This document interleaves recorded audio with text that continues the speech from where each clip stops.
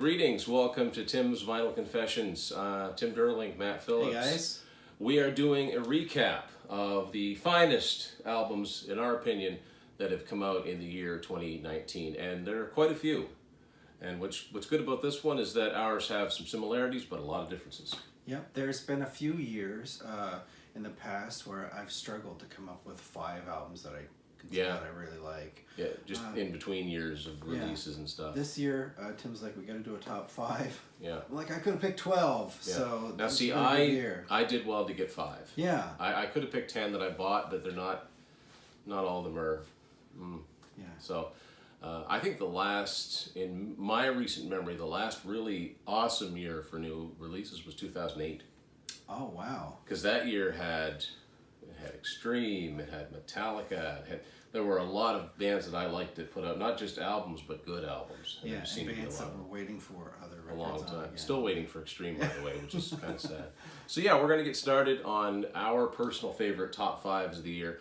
And ours are a little bit different, so we'll get going. Now I'll start off with my number 5. It's kind of except for number 1 and 2, it's kind of in a loose order. And it's the only one I don't yet have on vinyl. I did a review episode of this a while ago. It's the most recent release from Sammy Hagar and The Circle, The Space Between. It's actually the first studio album of new material that they put out, because the first one they did was live. What time of year did this come out? This probably came out in late spring, I think. Okay. And this version here it says it's on BMG, so it's back on a major label distribution anyway. So it's kind of a concept album? Kind of a concept album about greed. I think my favorite song on it is still Trust Fund Baby, which was the first single, which is a rewrite of a Montrose riff called I've Got the Fire. So much so that they've credited Ronnie Montrose in, and they kind of took that idea and expanded it. It unfolds like probably nothing I've seen before. It's like one of those old school kind of digipacks with the... It's one of those ones that you don't want to break. Yeah. But I think it's better than any of Sammy's solo few solo albums. I think, I've said this before, I think he works best as part of a group. The Chickenfoot albums were really good. The Van Halen albums were amazing.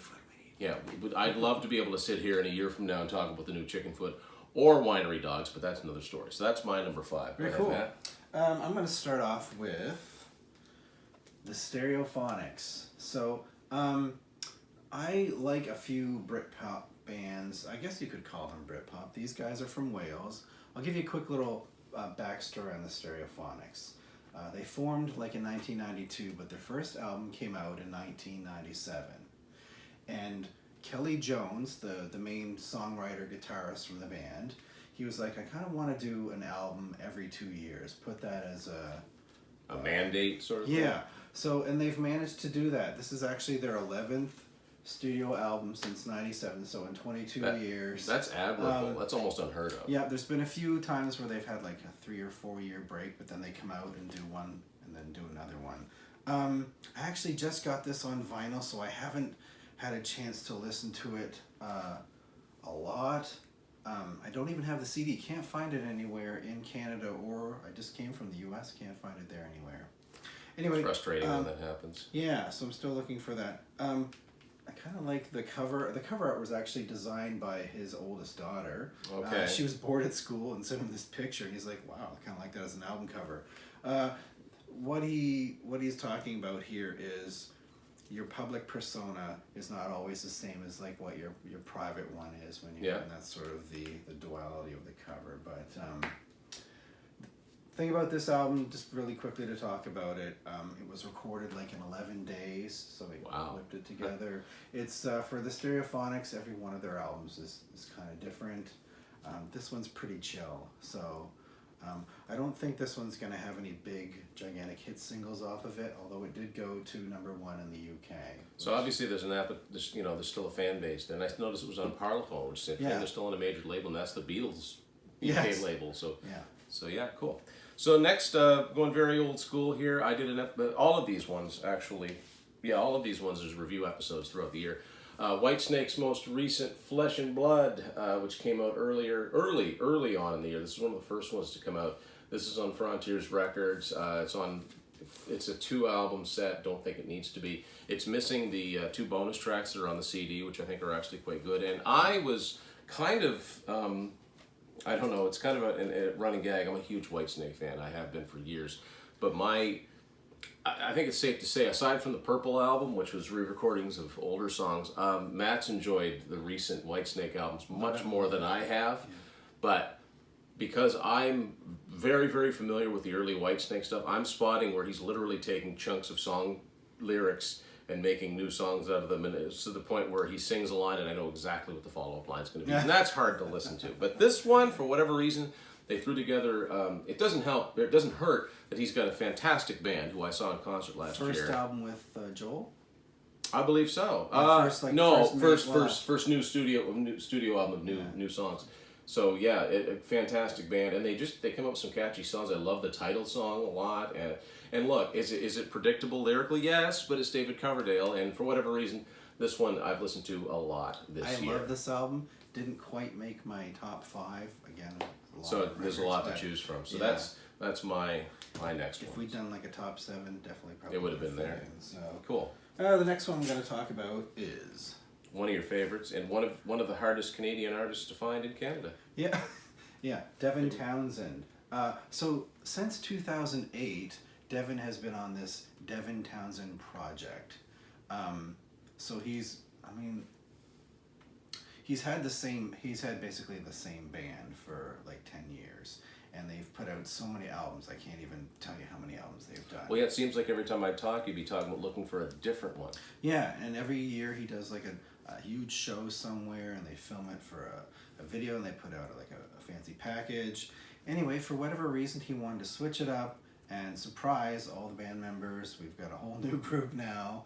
And this is sort of the start of his solo period again. Yeah. And so Devin Townsend, Empath, and I just picked this up on vinyl. It's a 2-record set.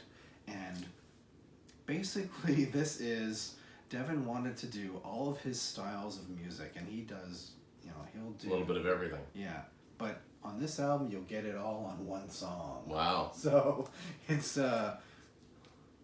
he's kind of known for his wall of sound, yeah. sort of layering of everything, and this is gonna like hit you like like it's gonna be soft, and it's gonna be heavy, then it's gonna be like so. And top-notch musicians is all. Yes, exactly. Yeah. So he's got a huge group touring with him now, and they actually just started the world tour for this. So cool.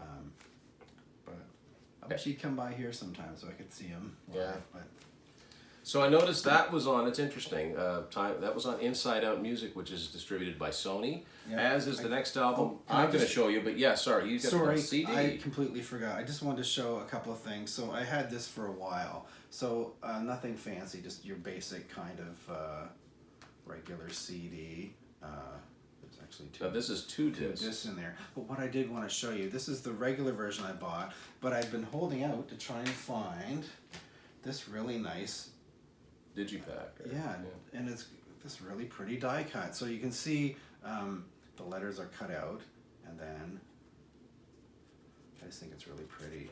And oh, cool. Yeah. And like the lotus flower kind of thing, and it opens up, and you can see. So no doubt, all of that stuff is probably inside the vinyl. Yeah, I thought that was a really pretty packaging. So I actually own that one on 3 different versions. Cool. Well, that's the diehard fans do that, right? Yeah. Most of the stuff I try to get on vinyl and CD. So yeah, Inside Out Music I think it's a prog label that Sony distributes, which is nice to see some of these artists that have been around for a while still on a major label. So the next one I'm going to show you, it was actually the subject, was the album that I reviewed on my 200th episode. And so Dream Theater's latest, Distance Over Time. I really, really like this album. I think it's one of the strongest song for song that they've done in a long time. I actually think it's my favorite so far of the Mike Mangini era. Okay. And the only thing about this album that would tempt me to open this is the fact that on side 4, it's got a song called Viper King, which is not on the standard CD, which is the version that I have, but I've listened to it on YouTube. It's a cool sort of Deep Purple-ish Highway Star tribute sort of song. But not going to change anybody's mind about Dream Theater if they don't like them, but I think if you've kind of gotten the last few albums, although I did like the Astonishing, the concept album they did, but the last few, I guess you could say regular albums of theirs, I think this one's just very, very strong. Nice. That's my 2 cents on that. Next one I'm going to throw at you is Liam Gallagher's second solo album. So, long story short, after the breakup of Oasis, Liam formed a band called Beady Eye. He thought it just wouldn't be right to go and have another version of Oasis without his brother. They did a few albums that kind of fizzled out quickly, and so he made the decision to go solo. Yeah. So this is his second solo album. This just came out in September, and this is right up there with one of my favorite records of the year. He's doing a lot of writing with other people, but it's not like he's not like writing with like the One Direction crew or something. But Okay. But every single song has like he's a co-write on his Okay. stuff. So, but I will say like the first 5 songs are 5 of my favorite songs that have come out this year. And a lot of it, I mean, if you know anything about the history of the band, he talks about the song "One of Us." He references like "Live Forever," and they're kind of like. He wants Oasis to get back together, and you can really kind of tell from this record. So now, didn't Noel put out something this year too? Yeah, so Liam's doing records, and Noel's been doing the putting out 12-inch kind of singles, and so I'm trying to keep up with that stuff, but that's extremely expensive because you buy $20 for a couple of songs. They're 12-inch singles. They're great. They're cool songs, but like, holy cow! Yeah. And didn't you sent me one? Didn't one of them sound a lot like INXS, which we bought? Yes. We both thought was really ironic. Yeah. So as far as this album, yes. Does it sound like Oasis? A little bit. It sounds very much just like his last solo record. It's interesting. It's on Warner Records. I've never actually seen it called Warner Records. Oh, so okay. it's Warner Brothers Records or Warner Music. Yeah. It's a different logo too. Yeah, and from what I understand, so this went in at #1, and the song "Shockwave," the opening single, from what I last read, was the #1 selling like actual physical vinyl release in the UK. Cool. So That's hope for the future. yeah.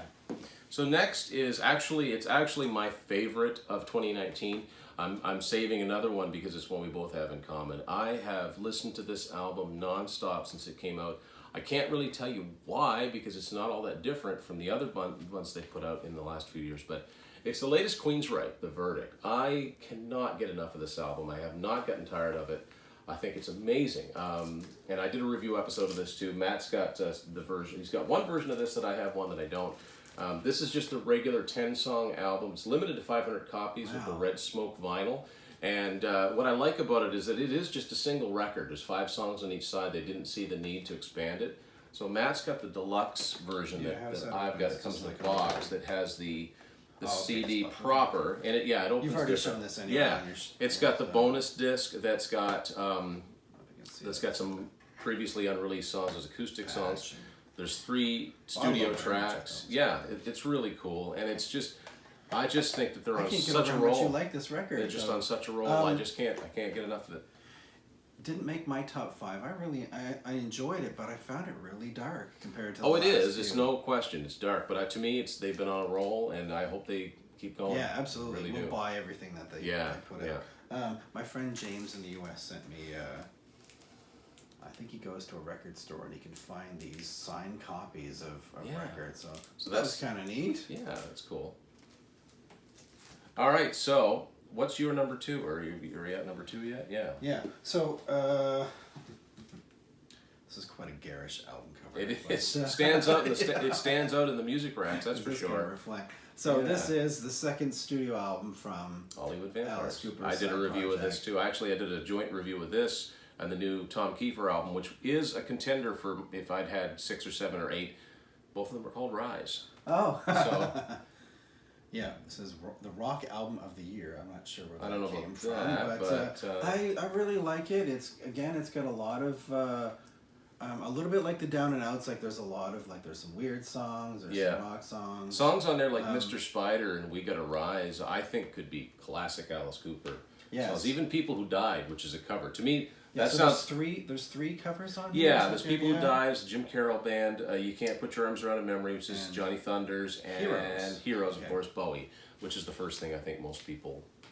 And Johnny Depp sings a lot more on this album. Yeah. And this is the only one I've got. I don't have it on vinyl as of yet. Yeah, that's the CD version. The CD. But it's reflective. You know, this gold foil reflective, and it's like I said, it stands out, which is very important nowadays. If somebody's looking for something, you don't want something that disappears into the the I was release surprised racks. to see that. I think I got that at Walmart. Yeah. And it's not. It didn't chart very high. Oh, really? No. No. I mean, the novelty of the first album had the novelty value of having them together. But anyway, still waiting on a new Alice album, a brand new Alice album, because he's been on a roll too. Absolutely. So number one, it's probably my number two, Matt's number one, but it's one that we both like and both made our top five, and it hasn't been that long since we did a review episode, a listening room episode with it, and if you've watched steadily, you know exactly what we're going to talk about. No, it's the latest album from The Darkness. Easter is canceled. Get all the versions. Yeah, get it now. I've got these two. And I've got this one, and I've got all of these too. But yeah, The Darkness, one of our favorite bands, and when they put a new album out, you're going to see a review episode. I don't know why they haven't put out a live Blu-ray DVD yet. Man. I do not understand that. I don't know what's keeping them. But this, we listened to this, and we were both kind of like, like it was not weird, because you kind of expect the quirkiness from The Darkness, but there was a lot being thrown. Yes. You know, they'd go from like Heavy Metal Lover to Deck Chair. And the bonus songs are all very quirky. Now, none of the bonus songs are on this record. But...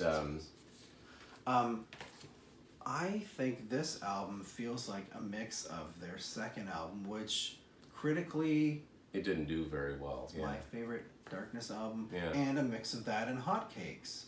I don't know why, but I felt like How Can I Lose Your Love, Live Till I Die, Heart Explodes. Those all, to me, sound like they could have come off of Hotcakes. And I see what you mean, like Deck Chair. Songs like that could have come off side two of One Way Ticket. Yeah. So, yeah. But, again, I think they've been on a roll since they've been kind of doing their own thing, starting with Hotcakes and then, Last of Our Kind, and especially Pinewood Smile. But this one's good, too. And, unfortunately, like you said, a lot of these British bands don't make our shores, or if they do, it's one concert and it's almost just as quick to go overseas to see them than it is to go to Vancouver or whatever it is. Really hoping to see them someday. So that is our list. This has been a really good year for new music. If I had to do some honorable mentions, I would say the new Rival Sons. Feral Roots is really good. I like the Standstills. They're a Canadian band. Their album came out, Badlands. I'm trying to find a copy of that. Probably one of my disappointments of the year was Tesla's Shock album. And I do like some of the songs on it, but the Phil Collins production, it's a bit heavy-handed. Yeah. And at first I was like, well, I expected it to sound a little bit like Def Leppard. It's just... They changed the... There's not enough really out-and-out rocking songs on it, but they were great this year opening for Def Leppard. But like I said, so hoping, next year, let's talk about next year. What would we like to see? Extreme.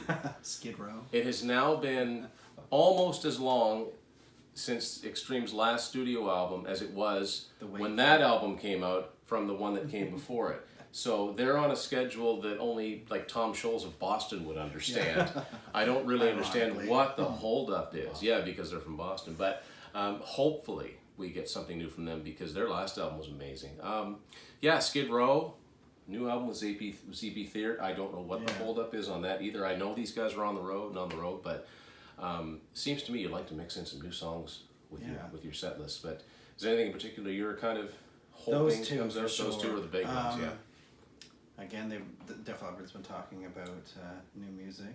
I thought their last album was really good. It would be nice to see a brand new album, not just 2 or 3 new songs. I always cringe when bands say, "Oh yeah, we're just going to put out a couple songs." I hate that. And if they're only available digitally, that's nice. I think Poison said that actually they might work on one song for this new tour. This is me looking impressed about 1 or 2 songs. Yeah. Anyway, so I don't know. I doubt we're going to see anything from Metallica next year, but... What about Wolfgang Van Halen? Is he ever going to put that record out? I don't know what's going on with that. And then, we're talking into the next generation. Then Paul Stanley, like Evan Stanley. Yeah. I think that would make sense as a tour for me, but... yeah. I don't know. Again, we could see a new Alice Cooper album. You just never know. By that. Yeah, because, he's been really... consistent. I don't know, but we there's nothing that we've actually read about definitively. Yeah. So it's kind of maybe not early enough in the it's too early in the projections. There's certainly nothing in my Amazon cart that I'm waiting on. Yeah. All right. So that's a look at 2019, and hope you had a good 2019. What are your favorites? List them below. Thanks for watching Tim's Vinyl Confessions.